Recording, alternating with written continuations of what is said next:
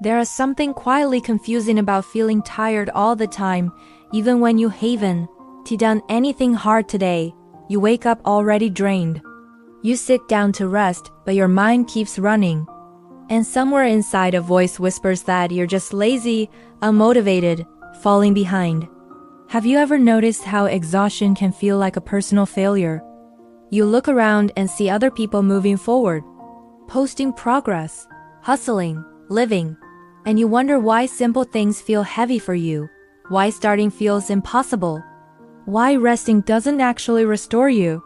And the more you question yourself, the heavier everything gets.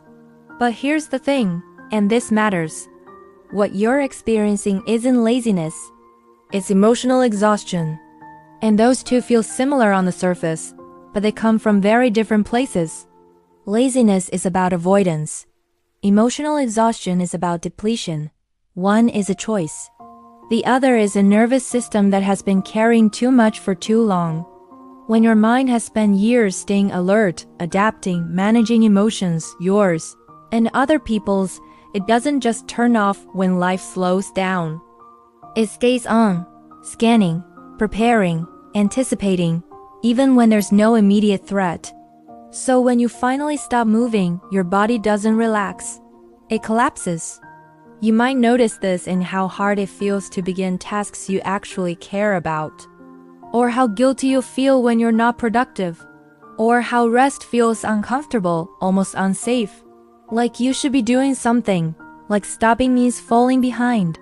And this is where it gets interesting. Many emotionally exhausted people grew up learning that rest wasn't neutral. Maybe calm moments were followed by conflict. Maybe being still meant being overlooked. Maybe you learned early on that being useful, responsive, or emotionally aware was how you stay safe. So your system adapted. You became the one who notices everything. The one who thinks ahead. The one who holds things together. And that skill helped you survive. But survival skills don't disappear just because the danger is gone. They linger. Now, even in adulthood, your mind stays busy not because you're ambitious, but because it doesn't know how to feel safe without doing something. Productivity becomes protection. Overthinking becomes control. Exhaustion becomes normal. And when you're this tired, motivation doesn't disappear because you don't care. It disappears because caring costs energy you don't have anymore. You might tell yourself you just need more discipline, more structure, more willpower. But pushing a depleted system only creates more shutdown.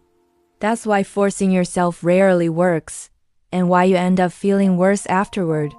Here's the truth, and this is the only time I'll say it plainly. You don't need to try harder. You need to feel safer. Because motivation doesn't come from pressure. It comes from capacity. And capacity comes from rest that actually feels restorative, not rest filled with guilt, self-judgment, or mental noise. Emotional exhaustion often hides behind "I'm fine." You still show up, you still function, you still get things done. But everything costs more than it should. Joy feels muted. Decisions feel heavy. Even small interactions drain you. And since there's no obvious breakdown, you assume this is just how life is. But it's not. What you re-experiencing is what happens when a nervous system has been in subtle survival mode for years. Not panic. Not crisis. Just constant low-level alertness. Always ready. Always aware. Always holding. And the body keeps score. This kind of exhaustion doesn't go away with a nap or a vacation because it's not physical tiredness. It's the fatigue of being emotionally on for too long. You might notice that silence makes you uneasy, that doing nothing makes you restless, that when things finally slow down, your thoughts get louder. That's not because you're broken. It's because your system hasn't learned how to rest without danger attached to it. And unlearning that takes gentleness, not force. Instead of asking, "Why can't I get myself together?" try asking, "What has my mind been carrying that no one noticed?"